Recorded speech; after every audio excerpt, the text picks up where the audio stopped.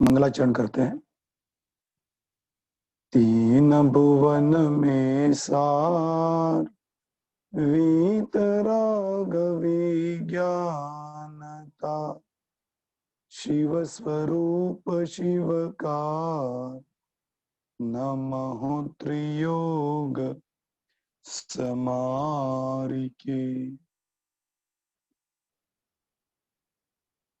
सायंकालीन सभा में अपनी चर्चा चल रही है वह अधोलोक में होने वाले देवों के बारे में। 4 प्रकार के देवों में सबसे पहला भेद था भवनवासी देव।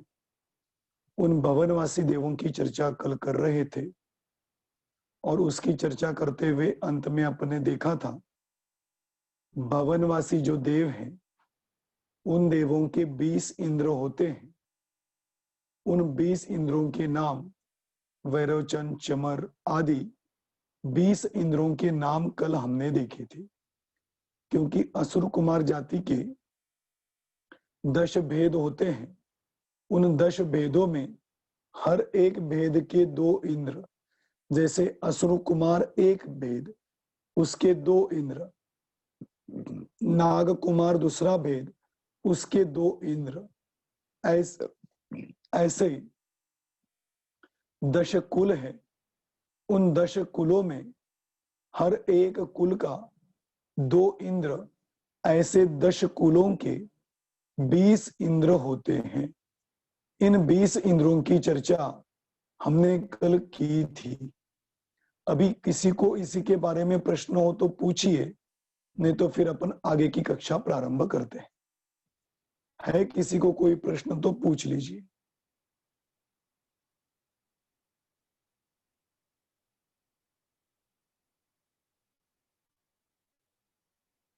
चलिए, मेरे को लगता है जिन्होंने सुना है उसमें किसी को अभी तो प्रश्न नहीं है। क्लास के बाद 5 मिनट का समय रखेंगे जिस समय प्रश्नोत्तरी करेंगे। आज अपन अभी कक्षा अपनी प्रारंभ करते हैं।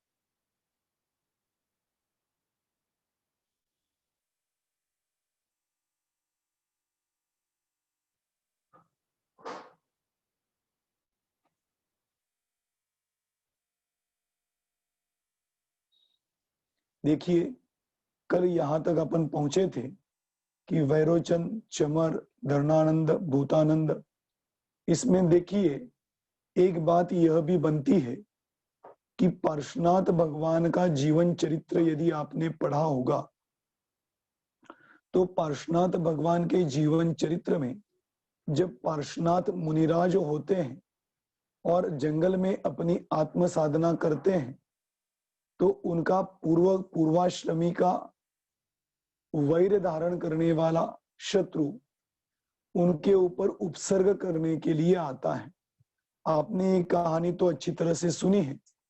कमठ नाम का जीव पूर्व भव के शत्रुत्व को धारण किए हुए जहां पर पार्श्वनाथ अपनी आत्म साधना में तल्लीन होते हैं वहां पर पहुंचता है। उनको देख के उसको पूर्वाश्रमी का वैर उत्पन्न होता है और वह उनके ऊपर उपसर्ग करने लगता है। पार्श्वनाथ भगवान उसके उपसर्ग के समय भी अपनी आत्म साधना का ही पुरुषार्थ करते रहते हैं। लेकिन उस समय 2 देवगति के जीव आते हैं जिनका नामोल्लेख हमें कई जगह कई स्थानों पर कई विद्वानों के माध्यम से सुनने को मिलता है। वह धर्मेंद्र और पद्मावती, यह 2 जीव आते हैं जिनकी कहानी आपको पता ही है कि पूर्व भव में सर्प सर्पिणी के रूप में ये 2 जीव होते हैं और पार्श्वनाथ का जीव उस भव में उनको उस जलती हुई अवस्था से बचाकर नमोकार मंत्र प्रदान करते हैं जिसके कारण वे स्वर्ग के देव बनते हैं। उसमें से वो दोनों के दोनों एक धर्मेंद्र कहते हैं और एक पद्मावती कहते हैं। उसमें जहां तक विचार है कि ये धरणानंद जो देव है नाग कुमार जाति के देव, देखिए ये सब एक निमित्त नैमित्तिक संबंध है। कि पूर्व भाव में वो सर्प सर्पिणी थे, देवगति में जाकर भवनवासी देवों में नाग कुमार जाति के देव बने होंगे, और वो नाग कुमार जाति के देवों में एक इंद्र का नाम है धरणानंद और उनका नाम है धरणेन्द्र। धरण इंद्र, इंद्र आगे लगा ना, धरणानंद और धरणेन्द्र, ये कुछ समान शब्द महसूस होते हैं। तो शायद ऐसा भी होगा कि ये नाग कुमार जाति के देवों के धरणानंद नाम के जो इंद्र होंगे वह उस जाति के बने होंगे, और उनको पार्श्वनाथ भगवान के ऊपर जो उपसर्ग हो रहा था उसका ज्ञान हुआ, और उनके उपसर्ग को अपनी अपेक्षा दूर करने के लिए वहां पर पहुंचे। तो हो सकता है वह यहाँ नाग कुमार जाति के असुर कुमार जाति के देव होंगे। ऐसा कोई नामोल्लेख शास्त्रों में तो नहीं मिलता, लेकिन नाम सामान्य की अपेक्षा अपन यह समझ सकते हैं, और वो यहाँ के देव होंगे। तो ध्यान देना, यहाँ के देव को विकल्प हुआ, इसलिए वहां पे पहुंचे, उनके उपसर्ग को दूर करने की कोशिश उन्होंने की। वह देवगति के जीव थे, इसमें कोई गुंजाइश नहीं, लेकिन ये असुर कुमार जाति के देव, असुर कुमार नहीं, भवनवासी जाति के देवों में नाग कुमार जाति के देव होंगे। और यह समझना, कई जीवों के मन में उनके प्रति देवत्व की भावना उत्पन्न होती है, लेकिन देवत्व की भावना उत्पन्न करना यह योग्य नहीं है। पार्श्वनाथ मुनिराज के अंतरंग में, पार्श्वनाथ मुनिराज के ऊपर भी देवत्व की भावना करे तो वह जिन धर्म को मान्य नहीं। मुनिराज होते हुए देवत्व की भावना करना यदि मान्य नहीं, तो असुर कुमार जाति के देव, और यह भी बता दूं कि 4 जातियां जो है, भवनवासी, व्यंतर, ज्योतिष और वैमानिक, इनमें भवनवासी और व्यंतर ये देव वैसे देखा जाए तो हीन देव माने जाते हैं, और जो 16 स्वर्ग के विमानवासी और उसके बाद ज्योतिष देव, यह उनमें श्रेष्ठ जाति मानी जाती। तो वैसे भी वह हीन जाति के देवों में नाग कुमार इस जाति में इंद्र बन के उत्पन्न हुए थे। वैसे तो उनके पार्श्वनाथ भगवान का उपसर्ग दूर करने के भाव थे, यह तो बहुत अच्छी बात है। देवगति के जीव थे, ये भी अच्छी बात है, लेकिन उनको देव मानना ये कोई अच्छी बात नहीं। देवगति, क्योंकि पहले दिन मैंने जब शुरुआत की थी तो आपको बताया था कि स्वर्ग के देव और सच्चे देव, इनमें बहुत बड़ा अंतर है। स्वर्ग के देव यह तो वीतरागी होते हैं, लेकिन स्वर्ग के देव वीतरागी हो ही हो यह कोई जरूरी नहीं, और हो भी तो देश वीतरागी होते हैं, समस्त वीतरागी नहीं होते। लेकिन सच्चे देव तो संपूर्ण रूप से वीतरागी बनते हैं, और पूज्यत्व की अवस्था एकमात्र मुनि दशा के बाद ही प्रकट होती है, और स्वर्ग के देव कभी मुनि दशा धारण कर ही नहीं सकते। वहां पे तो मात्र चतुर्थ गुणस्थान योग्य वीतरागता ही प्रकट हो सकती, इसके आगे नहीं। और चतुर्थ गुणस्थान योग्य वीतरागता, वीतरागता तो पूज्य है, लेकिन भगवन तत्व की योग्यता उनमें अभी प्रकट नहीं हो सकती। इसीलिए स्वर्ग के देव को देव, सच्चे देव मानकर, पूज्यत्व मानकर पूजा करना, यह इस भवनवासी देवों का स्वरूप समझते हुए जिनवाणी को अमान्य है। आया समझ में? इस अपेक्षा से देखा जाए तो वो धर्मेंद्र पद्मावती भी यहीं कहीं होंगे। अब उनका उल्लेख शास्त्रों में तो पढ़ने में नहीं आता है, लेकिन धर्मेंद्र और धर्णानंद कुछ शब्द सामान्य हैं। इस अपेक्षा वो होंगे ऐसा अपन एक कल्पना कर सकते हैं, लेकिन यह हो तो वो पूज्य ही हो, यह मान्यता नहीं बन सकती। आया समझ में? इस प्रकार से नाग कुमार जाति के देव होते हैं, वे उसमें धर्णानंद, भूतानंद, फिर ये सब अपने नाम कल देखे थे। आज थोड़ी इनके बारे में चर्चा करनी है। वह यह कि असुर कुमार, नाग कुमार, सुपर्ण कुमार, द्वीप कुमार, उदधि कुमार, विद्युत कुमार, स्तनित कुमार, दिक कुमार, अग्नि कुमार और वायु कुमार, यह 10 भेदों में हर देवों के आगे कुमार शब्द लगा हुआ है। कुमार शब्द लगने से कोई यह समझ के बैठ जाए कि वह सब बालक होंगे, तो ऐसी बात नहीं है। वहां पे सर्वार्थ सिद्धि में भी देख लीजिए, तत्वार्थ सूत्र की टीका में भी देख लीजिए, वहां इसकी चर्चा बहुत अच्छी तरह से की है। वहां पे उन्होंने बताया कि ये कुमार शब्द जो लगा हुआ है, यह इसलिए लगा हुआ है क्योंकि यह भवनवासी देव, इनके परिणाम बालक की तरह होते हैं, हर एक कार्य में जिज्ञासा रूप होते हैं, और ये अपने वस्त्रों के बारे में, अपने स्थान के बारे में बच्चों जैसी हरकतें करते हैं। मतलब बच्चों को नए कपड़े मिल गए तो बहुत आनंदित होते हैं, कोई नई वस्तु मिल जाए तो बहुत आनंदित होते हैं, नया क्षेत्र देखने के लिए मिल जाए तो बहुत आनंदित होते हैं। इस प्रकार से बच्चों जैसे आनंद का अनुभव ये 10 प्रकार के देव करते हैं। इसलिए इनके आगे कुमार शब्द जुड़ा हुआ है। कुमार मतलब बच्चे नहीं, वहां पे बहुत अच्छी तरह से श्लोक वार्तिक में वर्णन किया कि कुमार यह शब्द मात्र शब्द रूप से समझना, बालक की अपेक्षा नहीं समझना।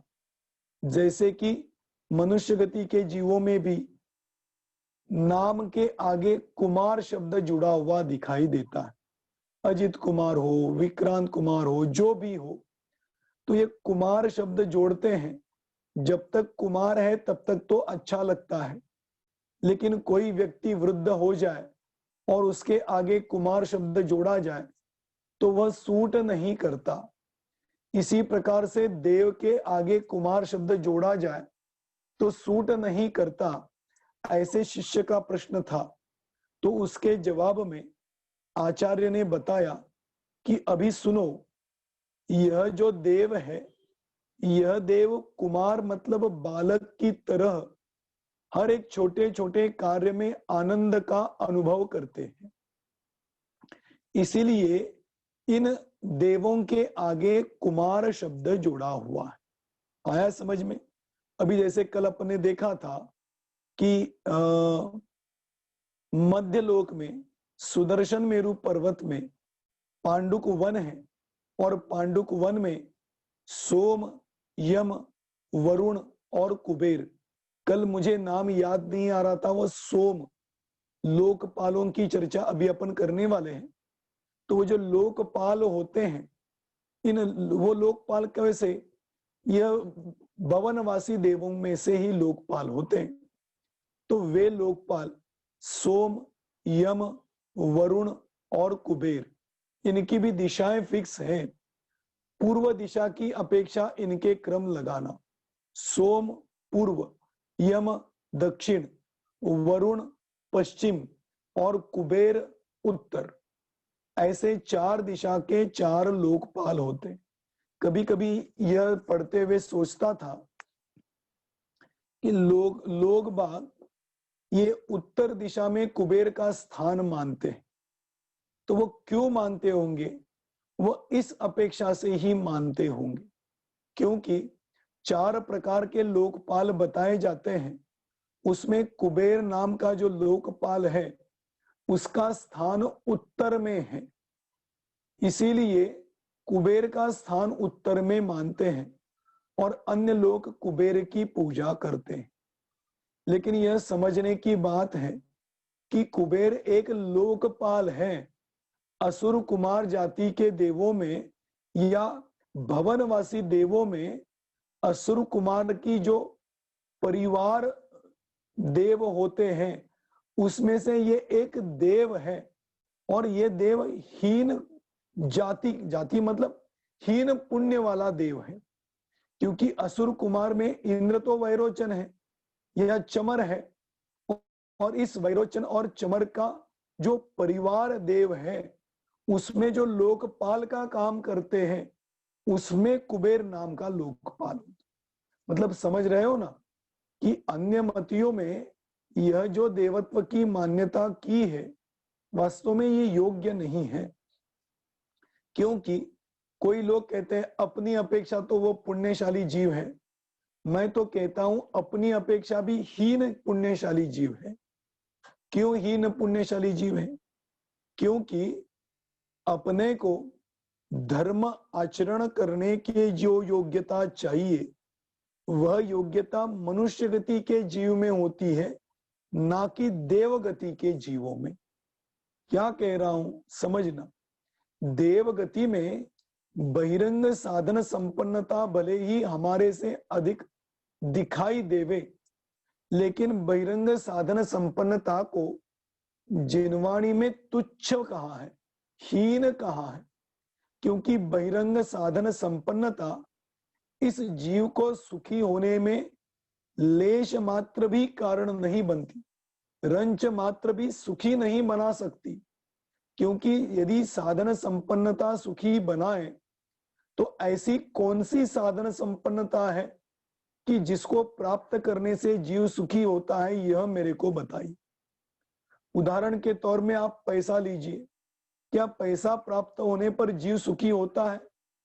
यदि पैसा प्राप्त होने पर जीव सुखी है तो वो अंबानी आदि, बिल गेट्स आदि बहुत खुश दिखाई देने चाहिए, लेकिन वो निरंतर कषायों में कषायान्वित होते हुए दुखी ही महसूस होते हैं। तो पैसा मिलने से सुखी होता तो पैसा तो इन लोगों के पास बहुत पड़ा है, फिर भी ये जीव तो कोई सुखी दिखाई नहीं देते। उनको छोड़ो, हमारे यहाँ जो त्रिखंडाधिपति होता है ना, जो रावण आदि थे, ये त्रिखंडाधिपति जो होते हैं वे त्रिखंडाधिपति भी अपने जीवन में त्रिखंड को जीतने के कारण सुखी दिखाई नहीं देते, 3 खंडों को जीतने के बाद भी दुखी दिखाई देते हैं। कुल मिला के इसका विस्तार अधिक नहीं करते हुए यह बताना चाहूंगा कि यह बाहरी साधन संपन्नता कोई सुख दुख का कारण नहीं। इसलिए स्वर्ग के देवों में बाहरी संपन्नता हो तो उसके कारण हमारे से श्रेष्ठ है, यह कहना कनिष्ठ विचार कहलाएगा। बल्कि वास्तव में अपने स्वरूप की ओर ढलते हुए वीतरागता का पुरुषार्थ करना वास्तव में यही सर्वश्रेष्ठ उपाय है। और वीतरागता में अग्रसर होते हुए चतुर्थ, पंचम, षष्ठ, सप्तम आदि गुण स्थानों में मार्गाक्रमण करते हुए बढ़ते जाना वास्तव में यही सुख की साधन संपन्नता है। इसी को सुखी होना कहते हैं, और इसी मार्ग से आज तक सच्चे देव बन पाए। इसीलिए स्वर्ग के देव साधन संपन्नता से सुखी है ऐसा मानते हैं तो यह भ्रम है। इसीलिए स्वर्ग के देव हमारे से श्रेष्ठ कभी नहीं हो सकते। स्वर्ग से तो मनुष्य गति के जीव ही श्रेष्ठ होते हैं। पंच कल्याणिकों की भी घटना है ना कि वहां पर देवों में और मनुष्यों में वाद विवाद हुआ, और देव और मनुष्यों में जब वाद छिड़ा तो मैं वो पूरी चर्चा नहीं करना चाहूंगा, डायरेक्ट अंत की बात करता हूं। निर्णय यहाँ पे आके फिक्स हुआ कि भगवंतों की पालकी तीर्थंकरों की वैराग्य उत्पन्न हुआ है, जंगल की ओर बढ़ रहे हैं, समस्त परिग्रहों के त्याग करने की भावना है, और ऐसी भावना के लिए उनको पालकी में लेके जाना है, तो उनकी पालकी उठाने का मान देवगति के जीवों को नहीं बल्कि मनुष्य गति के जीवों को मिला। आप पूछो क्यों? क्योंकि यदि बाहरी साधन संपन्नता के कारण देवों को पालकी उठाने का मान मिलता तो उनको पहले मिलना चाहिए था, क्योंकि तीर्थंकरों के वस्त्र, तीर्थंकरों के आहार आदि, तीर्थंकरों को बचपन से दोस्त बन के खिलाना आदि सब कार्य देवगति के जीव करते हैं, तो उनको पहले चांस मिलना चाहिए था, लेकिन मिला मनुष्य गति के जीवों को। क्यों? क्योंकि मनुष्य गति के जीव ही मनुष्य भाव से वैराग्य उत्पन्न करके मोक्ष मार्ग का मार्गाक्रमण कर सकते। आया समझ में? और वही सच्चा मार्ग है। इसलिए देवगति के जीव संपन्नता के कारण सुखी नहीं है, बल्कि वे भी अनंत दुखी हैं। अभी देखेंगे ये असुर कुमार के वैरोचन और चमर देव है ना, और सुपर्ण कुमार के वेणुधारी और वेणुदेव है। ये देव वैमानिक देवों के साथ द्वेष धारण करते, परस्पर अपने एक दूसरे से द्वेष धारण करते हैं। क्यों धारण करते हैं? जबकि दोनों इंद्र हैं, दोनों वैभवशाली हैं, लेकिन फिर भी विमानवासी देव और भवनवासी देव, इन दोनों में भेद होने के कारण वैरोचन और चमर ये देव विमानवासी देवों के इंद्रों से द्वेष धारण करते। ये नैसर्गिक है, प्राकृतिक है। तो कहने का मतलब यह कि यह इंद्र होते हुए भी अनंत दुख का वेदन करते। आया समझ में? इसीलिए जब ये हमारे से हीन है तो हमसे ये पूज्य कैसे हो सकते? नहीं हो सकते। इसलिए इनको पूज्य मानना यह अयोग्य ही है। इस प्रकार से। और दूसरी बात, यहाँ पे तो त्रिलोक सार का आधार है, श्लोक वार्तिक का आधार है कि ये नाग कुमार आदि जो देव है ये कुमारों जैसा बर्ताव करते हैं। कुमारों जैसा ये है ना, इनके आगे ये आपने अपने देखा था कि सोम वरुण ये जो लोकपाल है, इनको अपने ड्रेस के बारे में बड़ा क्रेज रहता है, विमान के बारे में बड़ा क्रेज रहता है, स्थान के बारे में बड़ा क्रेज रहता है, और वो उसी प्रकार के विशिष्ट वस्त्रों को, विशिष्ट प्रकार के विमान को, विशिष्ट कलर के भवनों में ही रहते हैं। उनके फिक्स है वो कलर और उनको वही कलर पसंद आता है। वो अपने चर्चा वहां पर की थी, मैं तो सिर्फ याद दिला रहा हूं। इसीलिए ऐसी सामान्य सामान्य बातों में ये जीव खुश होते हैं, इसीलिए इनको कुमार शब्द से कहा गया है। आया समझ में? इस प्रकार से ये 10 प्रकार के भवनवासी देवों के भेद कुमारों जैसे होने के कारण इनको कुमार ऐसा कहा जाता। अब देखिए ये आपके सामने दिखाई दे रहा है,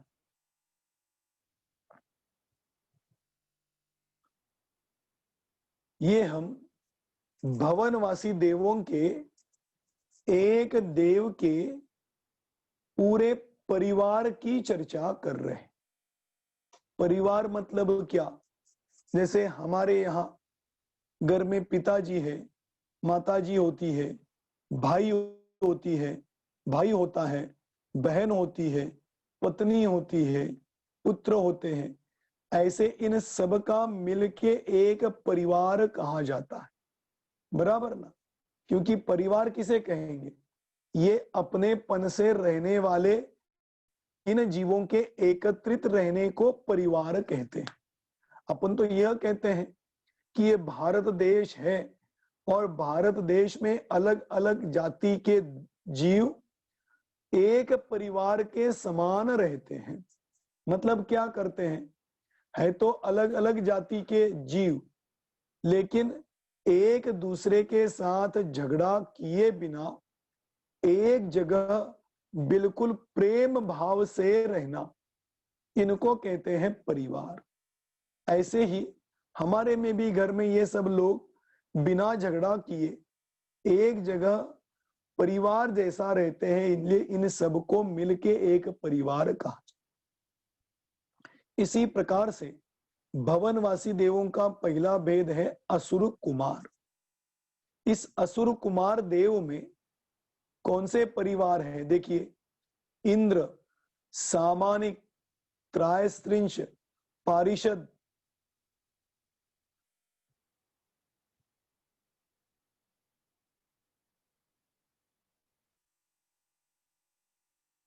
पारिषद में 3 भेद हैं, अभ्यंतर पारिषद, मध्यम पारिषद और बाह्य पारिषद। अब इनकी भी चर्चा अपन करेंगे। उसके बाद आत्मरक्ष, लोकपाल, अनिक, प्रकीर्णक, अभियोग्य और किल्विशिक, इन सबको मिलकर एक परिवार कहा जाता है। तो असुर कुमार जाति के देवों का परिवार मतलब ये सब आ गए।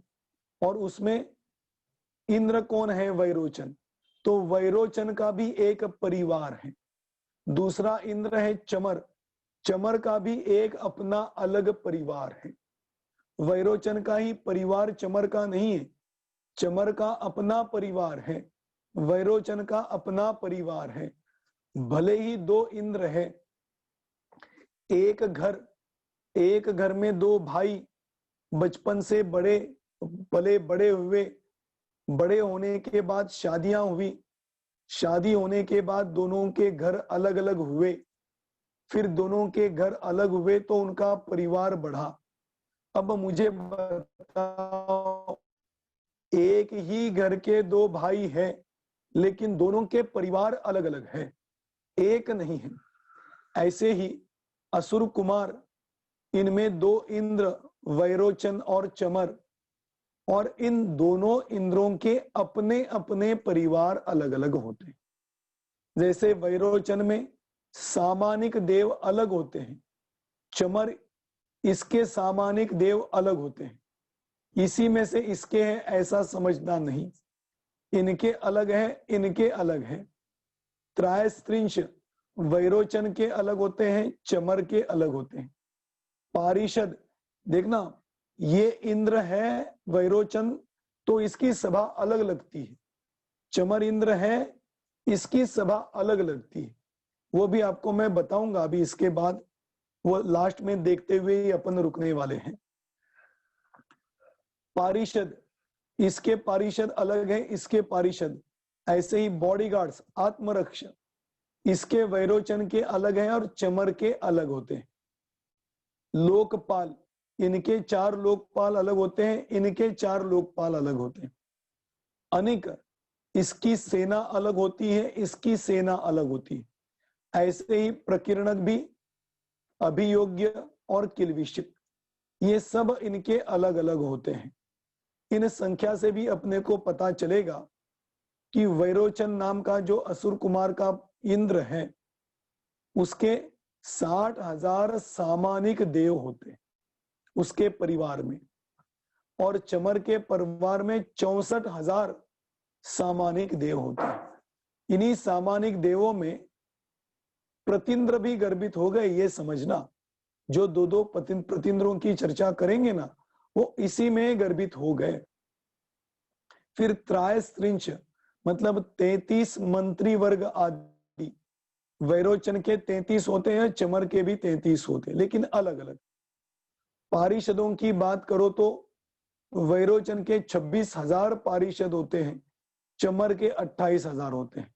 वैरोचन के मध्यम पारिषद 28,000 होते हैं, चमर के 30,000 होते हैं। वैरोचन के बाह्य पारिषद 30,000 होते हैं, चमर के 32,000 होते हैं। इसके आत्मरक्ष, वैरोचन के आत्मरक्ष 2,40,000 होते हैं और चमर के 2,56,000 होते हैं।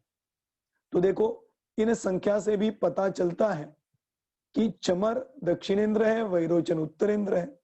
तो इनकी संख्या, चेमर की संख्या वैरोचन से अधिक होती है और अलग होती है। लोकपाल दोनों के 4-4 होते हैं। अनिक मतलब सेना जो होती है, वह सेना 5,33,40,000 यह वैरोचन की हो गई, और इसकी चमर की 5,68,96,000, नहीं क्या हुआ, एक दशक शतक हजार दशक लाख दशक 56 लाख 56,89,60,000 इतने तो ये चमर के अनेक मतलब सेना होती है। इनकी सेनाओं की भी चर्चा आती है, क्रम से अपन देखेंगे। सेना 7 प्रकार की होती है और 7 प्रकारों के 7 भेद होते हैं, और इन 7 भेदों के अलग अलग देव होते। आया समझ में? इस प्रकार से अभियोग्य, अभियोग्य की संख्या इसमें नहीं आई इसलिए नहीं लिखा।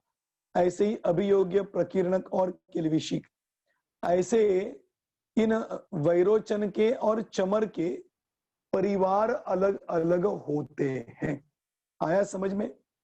ऐसा इंद्र और इंद्र के सब परिवार, चमर, चमर के सब परिवार। आया समझ में? इस प्रकार से परिवार देव होते हैं। ये वे असुर कुमार जाति के देवों की चर्चा। ऐसे ही नाग कुमार जाति के 2 इंद्र अलग होंगे, उनकी संख्या भी अलग अलग होगी। कल इनके संख्याओं के बारे में सब एक साथ देख लेंगे। मुझे तो यहाँ पर आपको यहाँ समझाना था, इसलिए मात्र असुर कुमार के देवों की संख्या बताई। कल बाकी सब देवों की संख्या मैं आपको एक साथ बता दूंगा। लेकिन यह समझते जाना कि असुर कुमार के जैसे 2 इंद्र भिन्न है और उनके ये बाकी के भेद भिन्न भिन्न है, ऐसे ही नाग कुमार, विद्युत कुमार, ये जो भेद है, इनके 2 इंद्र होते हैं और उन 2 इंद्रों के सामानिक अलग अलग होते, एक ही नहीं होते। संख्या भले ही एक जैसी हो, लेकिन उनके देव अलग है और इनके देव अलग। ऐसे देव होंगे तो संख्यात और असंख्यात होंगे ना, नहीं तो संख्यात और असंख्यात इतनी संख्या कैसे बन पाए। आया समझ में? इस प्रकार से यह एक परिवार कहलाता है। अब इसी अपेक्षा से वहां पर भी आप ज्योतिष में लेना। मैंने कल बताया था कि आपको बताऊंगा, तो आज बता देता हूं। उसमें इंद्र होता है चंद्र और प्रतिंद्र होता है सूर्य।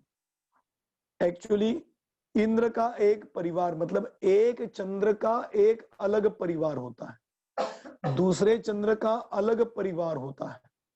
ऐसे वहां पर एक एक चंद्र के अलग अलग परिवार कहलाते हैं। आया समझ में? इसीलिए हर परिवार में चंद्र ही इंद्र होता है और सूर्य ही प्रतिंद्र होता है। इसलिए एक सूर्य और एक चंद्र लिया। आया समझ में? यहाँ पर हर जाति में इंद्रों के नाम अलग अलग है, इसीलिए उनको यहाँ पर अलग अलग प्रकार से लिया। मतलब वहां पे जो इंद्र और प्रतिंद्र लिया गया है, वह ग्रुप की अपेक्षा लिया गया है। एक ही इंद्र आता है मतलब एक ही चंद्र और एक ही सूर्य देव आता है, ऐसी बात नहीं। और सूर्य और चंद्र मतलब क्या? सूर्य और चंद्र विमान है, उसमें उत्पन्न होने वाले देवों को सूर्य कहते हैं। सभी देवों को सूर्य नहीं कहते, उनके भी परिवार देव होते हैं। उसमें जो मुख्य होता है वह चंद्रदेव और मुख्य होता है वह सूर्य देव। आया समझ में? इस प्रकार से यह ग्रुप की अपेक्षा लिया हुआ है, इतना समझना। अब बाकी ज्योतिष देवों का जब विस्तार देखेंगे तो इसका डिटेल में आपको वर्णन वहां पे करूंगा। इस प्रकार से यह एक असुर कुमार जाति के देवों का परिवार हुआ। आया समझ में? और भी थोड़ी सी चर्चा है, वो अपन यहां पर करते हैं। देखिए, अब आपके सामने दिखाई दे रहा है ये 10 प्रकार के भेद और उनके कुलों के वृक्ष और चिन्ह। ये 10 कुमार जो है ना, जो 10 कुल है, इन 10 कुलों के एक चिन्ह विशेष है। यह चिन्ह वृक्ष के रूप में भी है और मुकुटों में होने वाले चिन्हों की अपेक्षा से भी। और भी एक उल्लेख मेरे को पढ़ने के लिए मिला कि उनके झंडे होते हैं और झंडों पे भी यही चिन्ह होता है। जैसे असुर कुमार होगा, वह असुर कुमार का जो भवन होगा, उस भवन के बाहर एक कुल वृक्ष होगा और वो यही अश्वत्थ मतलब पीपल का वृक्ष होगा। अब पीपल कहते ही आपके मन में शंका उत्पन्न होगी कि अरे अपन यहाँ पर जो देखते हैं वही पीपल वहां पर होता है क्या? अब यहाँ का पीपल पहले बीज बोया जाएगा, फिर आहिस्ता आहिस्ता बढ़ता जाएगा, फिर वो कुछ साल तक टिकेगा, फिर बूढ़ा होगा और नष्ट हो जाएगा। तो ये असुर कुमार जाति का जो कुल वृक्ष है, ये भी इसी प्रकार का है क्या? नहीं, ये उन वृक्षों के वैसे नाम है। इस प्रकार के वृक्ष वहां पर होते हैं, लेकिन ये छोटे से बड़े बन जाए, बड़े से नष्ट हो जाए, ऐसा नहीं। ये भूमिगत वृक्ष होते हैं, इसलिए कभी नष्ट नहीं होते और अकृत्रिम वृक्ष होते हैं, इसलिए इनको कोई बनाता भी नहीं। आया समझ में? असुर कुमार है, ध्यान देना भी। और एक बात बताने जा रहा कि असुर कुमार देव है, उसकी आयु खत्म हुई तो वो असुर कुमार, जैसे असुर कुमार का पहले वैरोचन इंद्र आप समझ लेना, अब वैरोचन की आयु खत्म हुई तो ये तो पक्की बात है वो उस गति से नष्ट हो जाएगा। अब जब उस गति से नष्ट होगा तो वहां पे दूसरा असुर कुमार जाति का वैरोचन नाम का इंद्र आएगा और उसका नाम भी वैरोचन ही रहेगा, नामकरण अलग अलग नहीं हो सकता। आया समझ में? इसी प्रकार से जैसे अपन कहते ना कि 20 तीर्थंकर होते हैं, इन 20 तीर्थंकरों में एक तीर्थंकरों का जब निर्माण होता है तो दूसरे वहां पे तीर्थंकर होते हैं और उनका नाम भी वही होता है। जैसे सीमंदर भगवान, उनकी आयु खत्म हो गई तो वह निर्वाण को प्राप्त हो गए, तो दूसरे सीमंदर बनते हैं और उनका नाम सीमंदर ही होता है। ऐसे असुर कुमार जाति के जो देव हैं, इनके जो इंद्र हैं, वे इंद्र वहां पर उसी नाम के होंगे और उस जो असुर कुमार जाति के देवों के जितने भी भवन होंगे उनके बाहर यह कुल वृक्ष पीपल का ही होगा, अश्वत्थ का ही होगा, दूसरा नहीं हो सकता। जितने भी भवन होंगे, कितने भवन होंगे हमने कल देखे थे ना, याद है आपको? आप याद करना, आपके लिए होमवर्क दे देता हूं।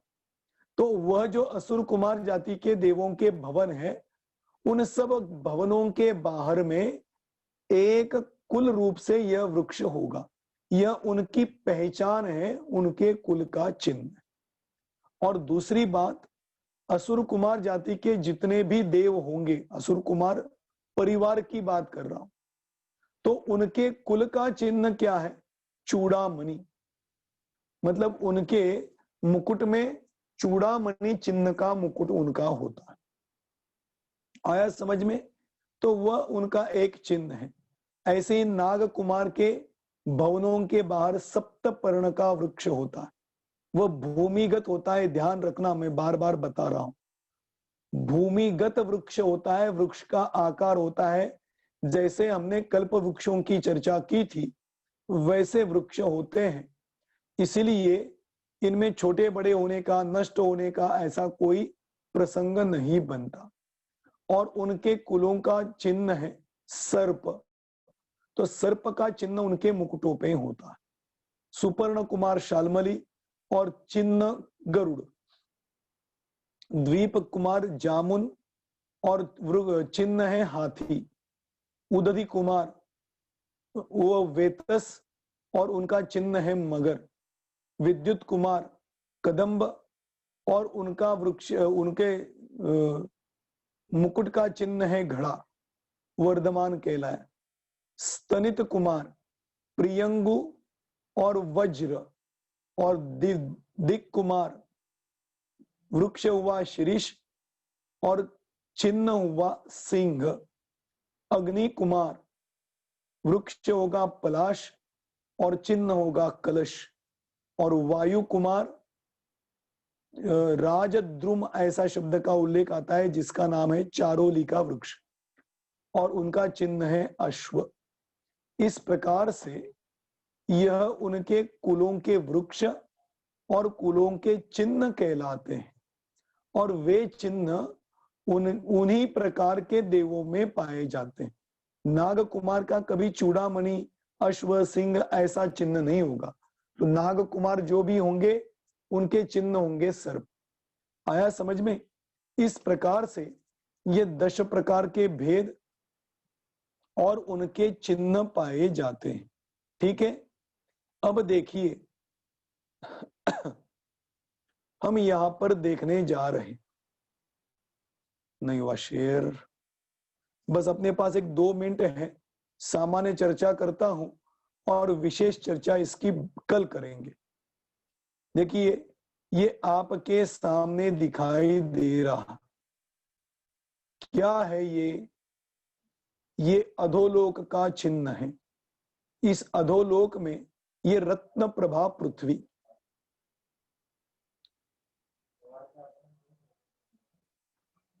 ये यहां तक हुई रत्न प्रभा पृथ्वी। इस रत्न प्रभा पृथ्वी के 3 भेद, 3 भेद में खर भाग और पंख भाग, ये नीचे दिखाई दे रहा है, ये अबहुल भाग है। ये अबहुल भाग में तो नरक है, तो उनकी चर्चा अभी अपने को नहीं करनी। ये ऊपर का जो गैप दिखाई दे रहा है, ये हो गया, ये यहां से यहां तक हुआ पंख भाग, और ये ऊपर हुआ खर भाग। इन खर भाग से आपको दिखाना चाहूंगा, इतना दिखाऊंगा, लेकिन कल इसको बहुत बढ़िया तरीके से हम समझेंगे। ये मध्यलोक, मध्यलोक के बाद खर भाग, खर भाग की पहली पृथ्वी चित्रा पृथ्वी। इस चित्रा पृथ्वी में मैंने कहा था कि क्षेत्र मतलब वो भूमि और जल इनकी नींव है, वो कैसी है वो मैं आपको कल बताऊंगा। उसके बाद दूसरी पृथ्वी, बहुत बढ़िया और बहुत अच्छा विषय में इसलिए कल बता रहा हूं। उसके बाद ये जो 2 दिखाई दे रहे, यहां तक खर भाग। इस खर भाग में भवनवासी देवों के भवन होते। अब 3 भवनों की चर्चा हमें करनी थी, लेकिन आज नहीं करेंगे। तो ये भवनवासियों के भवन, और ये अंत में जो पंख भाग है, इस पंख भाग में भी भवनवासियों के भवन होते। ये भवन सामान्य रूप से आप देखिए इस प्रकार से होते हैं। अब बाकी इनका विस्तार अपन कल देखेंगे। आज इतना ही बताऊंगा कि इस प्रकार से खर भाग में और पंख भाग में पटल रूप से यह भवन होते हैं। इन भवनों का विस्तार संख्यात असंख्यात होता है। भवन, भवन नगर और भवन आवास, ऐसे इनके 3 भेद होते हैं। ये 3 भेद कैसे, वहां पे भवनवासी देव कैसे रहते हैं, इन सब का विस्तार अपन कल देखेंगे। आज का समय हुआ, अपन यही रुकते हैं। कोई प्रश्न हो तो आप कल पूछ लेना, आज का समय हुआ। इस प्रकार से आज हमने भवनवासियों के कुल, चिन्ह और कुलों के वृक्ष, इनके बारे में चर्चा करते हुए इन भवनवासियों के भवनों को देखा। अब कल इनका विस्तार से चर्चा करेंगे। आज यहीं रुकते हैं। जय बोलो महावीर भगवान की जय। अभी आपको पंडित अरुण जी का, जो हमारे भाई साहब है, बहुत बढ़िया लब्धि के ऊपर प्रवचन चल रहे हैं, उनके रिद्धि के ऊपर, आप इनका लाभ अवश्य लें।